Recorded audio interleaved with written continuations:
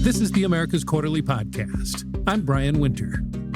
Javier Milei will now face Sergio Massa in a runoff to become Argentina's next president. Does the self-described anarcho-capitalist have what it takes to win over more moderate voters? Most of the time, his campaign is very emotional, and that helps him connect with voters. Now, once you make it to the runoff, every vote he wins, he has to take it away from Massa. And so that requires a higher level of rational, and you have to be more strategic in what you say, how you say it, and when you say it. And I don't think he's someone who thinks and acts that way.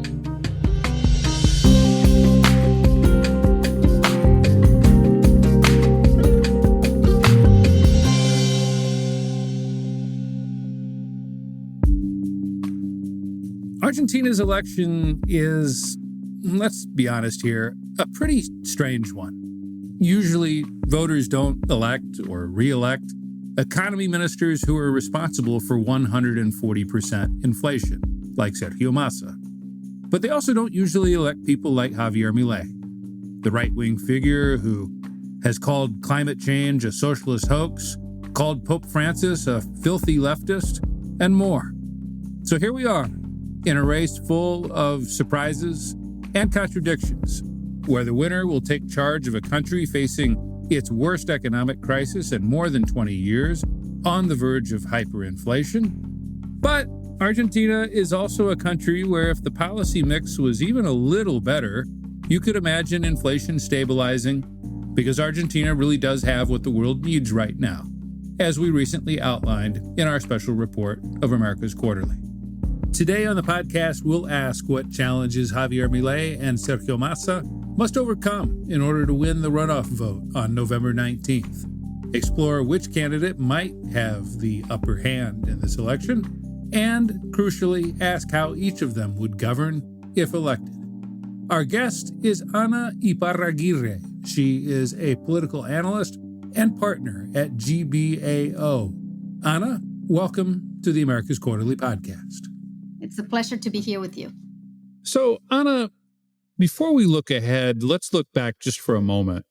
The two candidates in the Argentine runoff now are the economy minister, who is overseeing 140% inflation, and a self-described anarcho-capitalist who wields a chainsaw to symbolize what he wants to do to the Argentine state. How did we get here? It's a long story, but I would start saying that Argentina has had our economy disorganized for a very, very long time, but our politics has been working pretty well. We had two big coalitions that have been alternating power from one to the other one. But in the past few years, something broke there. Argentinians started feeling the harsh economic situation, and they started feeling that the distance with politicians was getting bigger and bigger and bigger. In fact, more than 2/3 of the country wanted not just a change, but a radical change in these elections. So there was a widespread loss of faith and opportunity for Argentines. In that sense, they blamed both coalitions for their fate. Both the Peronists that have been governing the country for a very, very long time, but also the opposition coalition, Juntos por el Cambio, that governed just for 4 years, but they were seen as part of the problem because they were not able to provide any solutions while they were in power. As a result of that, you had this outsider that came in with the idea of getting rid of the state that has been unable to solve your problems, that has been giving privileges to the politicians you hate so much. And that's how we ended up with this result. The Peronism has a strong base, which explains Massa's number. He got 37% of the vote. So I think that's the place where we're at and how we're heading into the runoff a month from now. So the situation you described was an election that was ripe for an outsider, for a disruptor. And that was where so much of the focus was in the media coverage and in the commentary prior to the vote.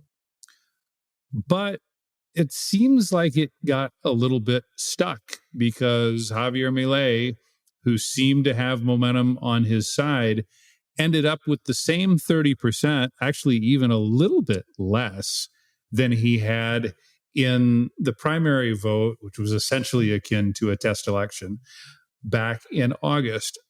What happened to him that he ended up stagnating, at least for now, at this 30% number? The reason why he became popular, especially among young voters, is because he was able to say very disruptive things that sounded true to many Argentines who were frustrated with politicians and politics in general. Now, one thing is to hear those things from Javier Milei, who's like quite a character, and a very different thing is to hear those things from all the people around him who started like talking and being on the press. Some people saying they were going to dollarize the economy, others saying that they were not going to dollarize the economy. The week right before the election, one of his main economic advisors, Bertie Venegas Lynch, said that he would cut diplomatic ties with the Vatican. So lots of things that didn't really resonate and that voters might allow Milei to say, but maybe did not allow other people to say because they didn't have that trust. The other aspect that I think it's very relevant is that he got attacked by both camps, both Juntos por el Cambio and Massa's camp. And so that, clearly increased the fear that many people have about Milei. This is a phenomenon that's new, that's obviously raising very serious doubts in the electorate about his commitment to democracy, about his mental stability to be president of this country, just his general values in many ways. In fact, if you see Massa's closing speech yesterday, he raises three things that I think are not casual. He talks about religion. He talks about family. In fact, he brings his family and his vice president's family up into the stage. And he also talks about patria, right? Our nation. So all that to say that all those things played into the fear that many Argentines have about Milei, and it poses serious questions about whether he's going to be able to convince all these people, especially older voters that leaned yesterday towards Juntos por el Cambio, if they're going to be able to trust Milei, and whether, their fear of Kirchnerismo and of Peronists going back to power is greater than their fear for Milei. My sense, Ana, from afar was that Argentines were just about ready to get into the car with Javier Milei.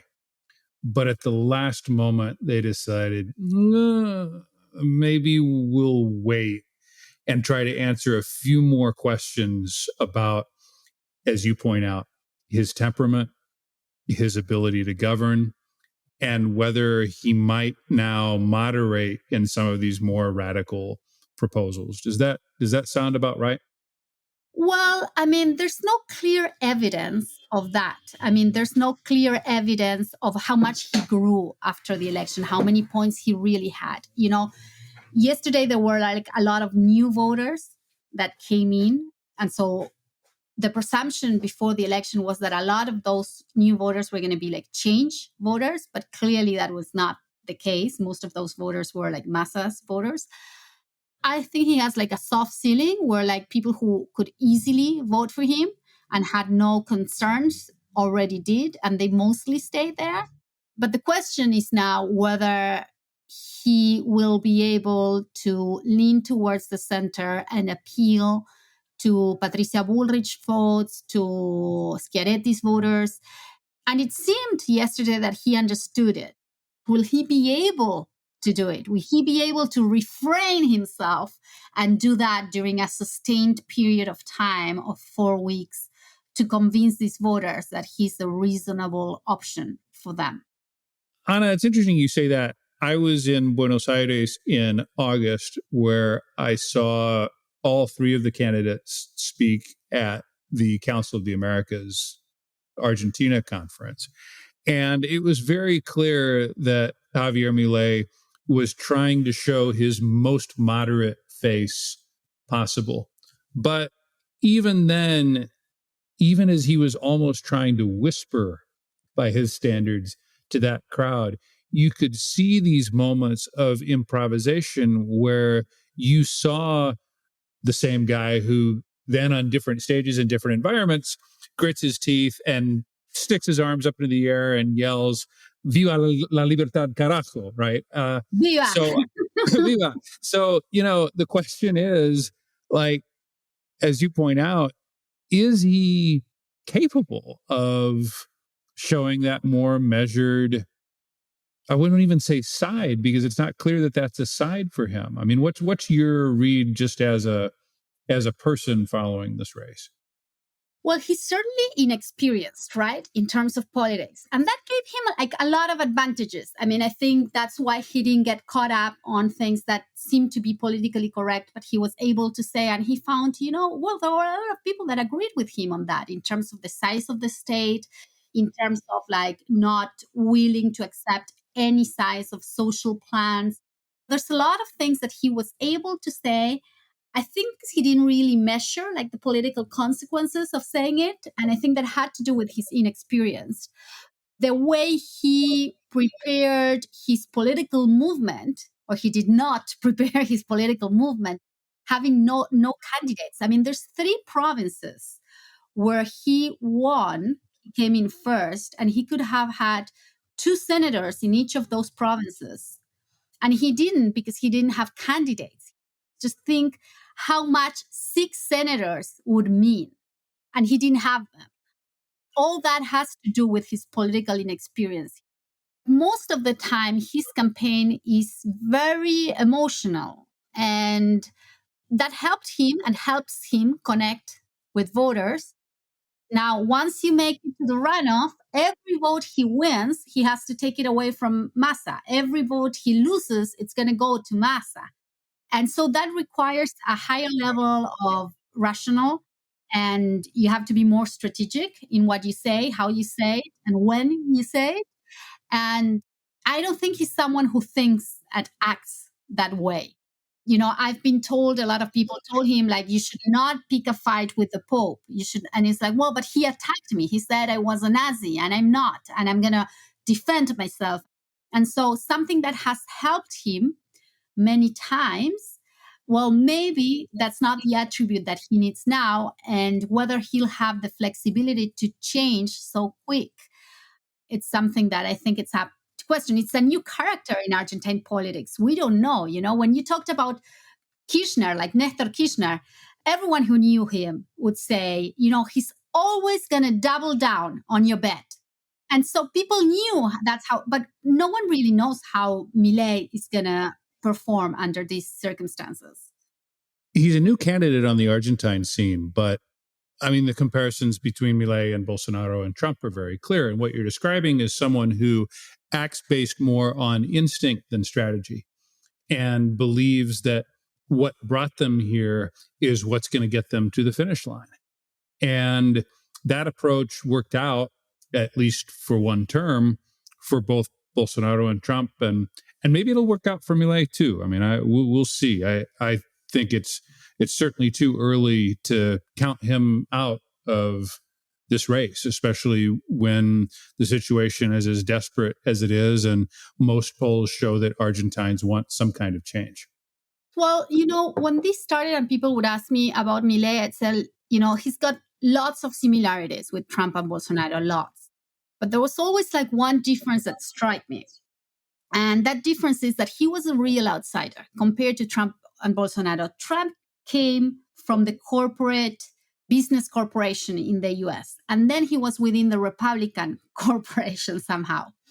Bolsonaro came from the military corporation. I don't think there's an organization that has more discipline than, the military. And then he was a politician for a while.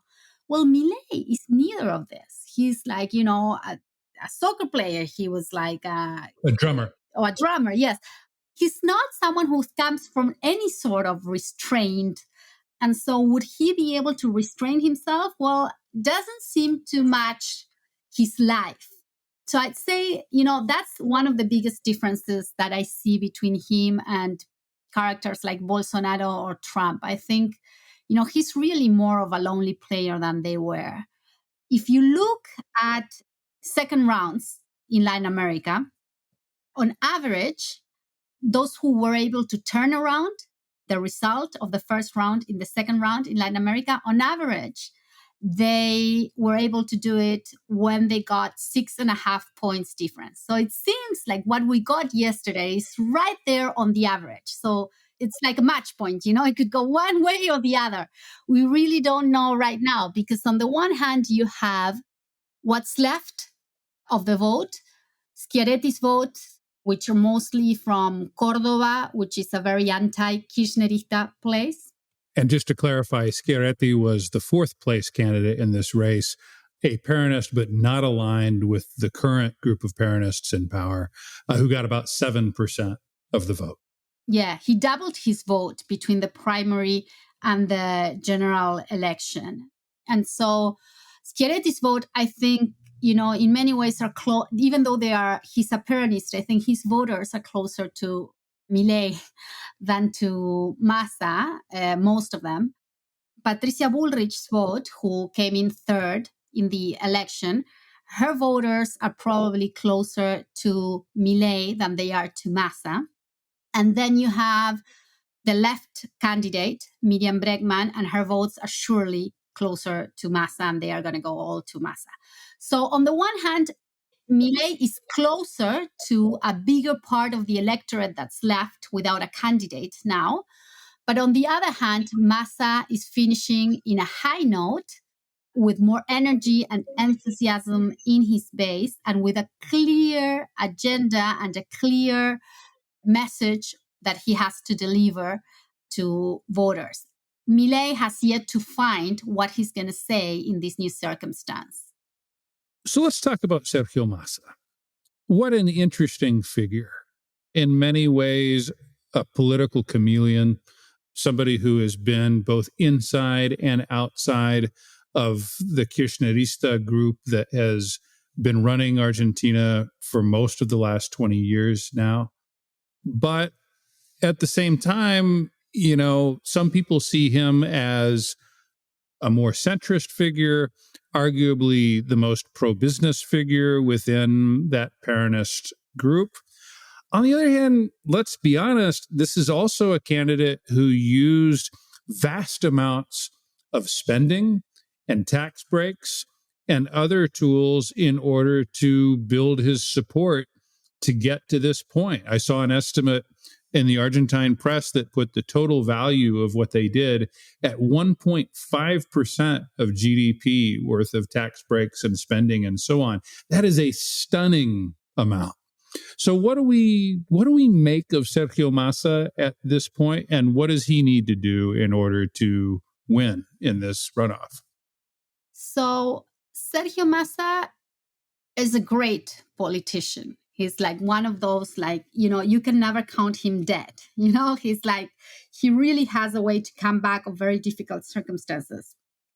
As you just mentioned, he was part of the Kirchnerista brand party. He left, built his own party, ran against Kirchnerismo, and then he came back. Now, when he was out, in fact, he said he was going to put Cristina Kirchner in jail because she was corrupt.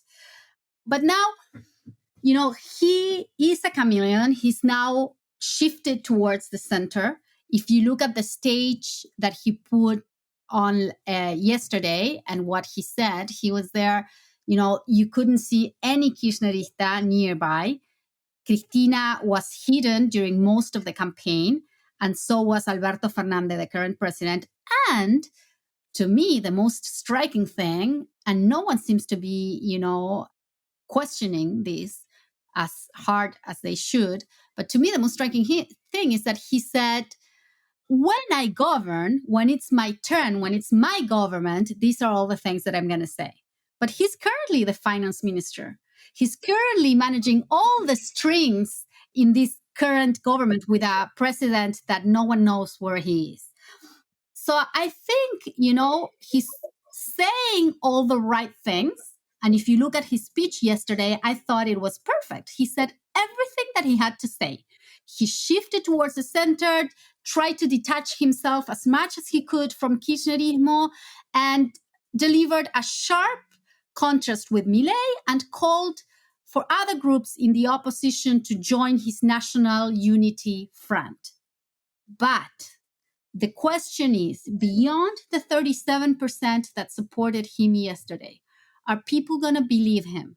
Are people going to believe that the same person who's in charge of the economy is able to deliver them a better government if they give him a chance? That's the big question. He's saying the right things. He's smart. He knows it. But are people going to believe it? So as much as we questioned whether Milei was going to be able, I think Milei could have more credibility because he's not in power and no one has seen him, whether he's good or bad. In fact, there was a very interesting piece that was circulating during the campaign. It was this fragment of Milei where he says, look, this is statistics. If you vote for Massa or any other candidate, because at that point there were still two candidates in the race, you're going to get screwed. Your chances are 100% you're going to get screwed. If you vote for me, you don't know. It's 50-50. I may screw you, but maybe I don't. So you don't know. The chances are still better with me. So he said that directly. So I think he has more credibility. That's true. But the question is whether he's able to do what he has to do. So Massa knows what he has to do. He does it. But does he have the credibility for people to believe that what he's doing is true? How do you think Massa would govern?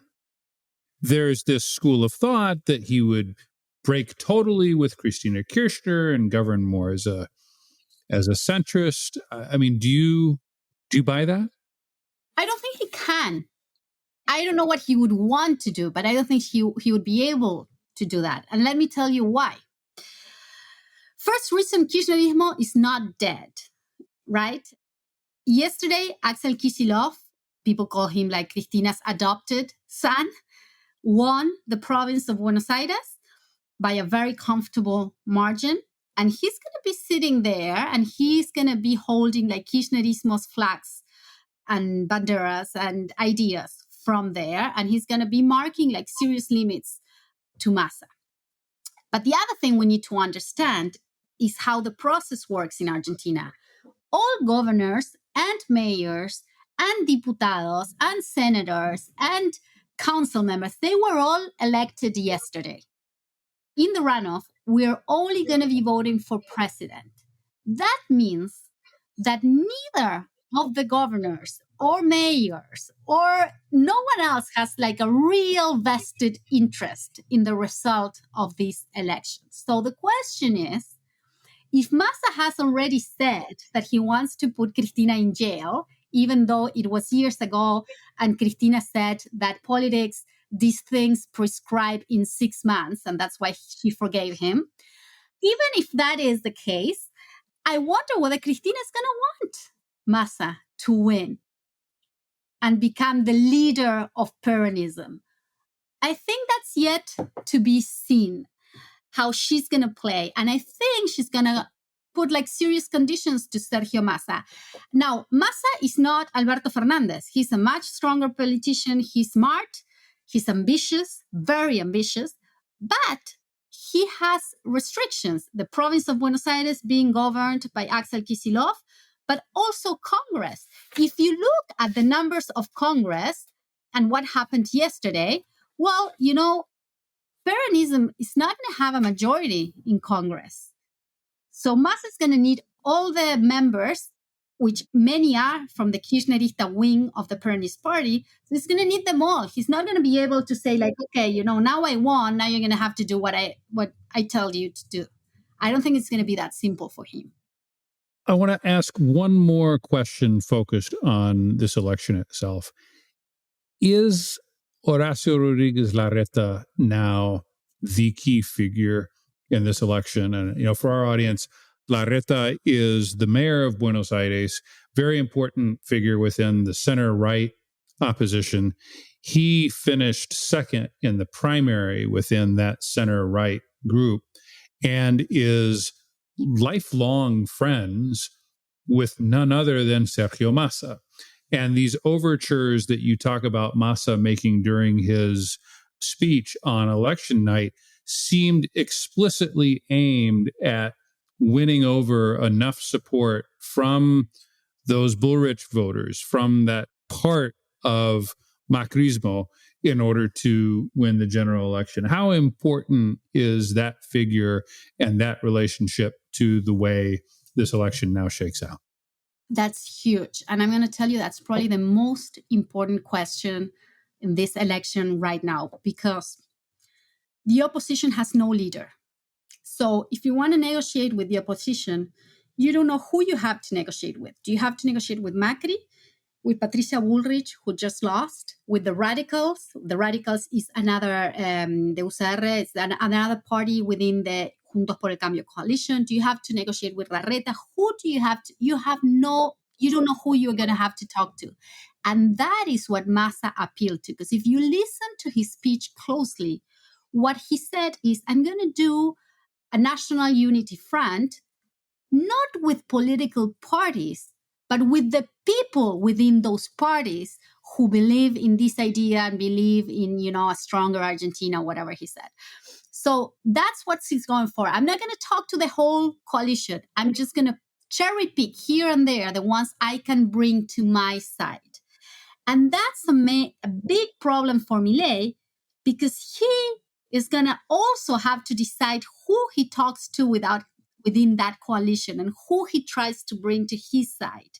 And if he doesn't choose right, then he may end up, having, sides of the party that don't really mean much. And one of the biggest temptations that both sides are going to have right now is to think that if they get the support or the endorsement of some of these leaders that, were left with no party, like Schiaretti or Patricia Bullrich or whoever, or Larreta, as you mentioned, then they're automatically going to get their voters. And those are two very different things. There's no direct connection between these leaders and their voters. The only two people who really had the power to move voters in one direction or the other were Cristina Kirchner and Mauricio Macri. The rest of the leaders don't really have the weight to move voters one way or the other. So I think, both Massa and Milei have to avoid the temptation to talk to the leaders as opposed to the voters that voted for these leaders. Final question, Ana. In many ways, the question. Regardless of what happens in this runoff, I think you'd agree that we're going to have a leader without a very strong mandate. Regardless of the outcome in the second round, given the fact that it's going to be such a tight margin, do you see any path out of the current economic crisis in a meaningful way? I'm no economist, but I can tell you what my political experience tells me. I think it's going to get really bad really fast, no matter who wins, because the situation is so dire here and there's not much places where you could trick the system. There's no more pools of money that you could grab and try to keep moving forward with this amount of spending. The amount of spending in Argentina's government is really high. It's unbearable. I mean, our state, we don't produce to have the amount of spending that we have. Now, whatever you do to reduce that, it's going to have obvious social consequences. And I think that's what every government has been trying to avoid. And too many people say okay, if Massa wins, then, he's going to have to deal with the consequences of his own choices. You mentioned a few minutes ago, the spending that happened just this past few weeks. And so if he's the next president, he's going to have to figure out how he fixes his own mess. But I think for average Argentines, there's no easy way out of it. And for sure, the only way out, it's going to mean a lot of suffering for many people. I saw an estimate recently that says that the face value of Argentina's fiscal deficit is about 5% of GDP, which is a lot. Yeah. But if you take into account some of the quasi-fiscal deficit, some of the things that have happened, these pools of money that you reference involving the central bank, that number gets to closer between 10 to 15% of GDP, which is the reason why inflation is running at 140% a year, because to cover that, they've just been printing and printing and printing money. Yeah. And, let me just finish with many of Milei's voters in the past, like when you did groups with them and you heard what they were saying, one of the things they said is like, you know what? I don't know if things are going to be better to Milei, but I do. Somehow people wanted everything to explode so that something new would come, because the current situation was so unsustainable to many. It's like, okay, let's just have it explode and get something different. And maybe the little piece that falls to me is better than what I have right now. And I think, that's the debate that we're going to be seeing, Milei pushing for a big radical change that it's going to bring something new that you don't really know what shape it's going to have. And, Massa trying to define that that's something scary and then it's going to be bad for Argentines and, and that we should not go that way. And I think that's a discussion that we're going to see in a very crude way in the next few weeks. Ana, thank you so much for taking time on a busy day to talk to us here on the AQ podcast. Thank you.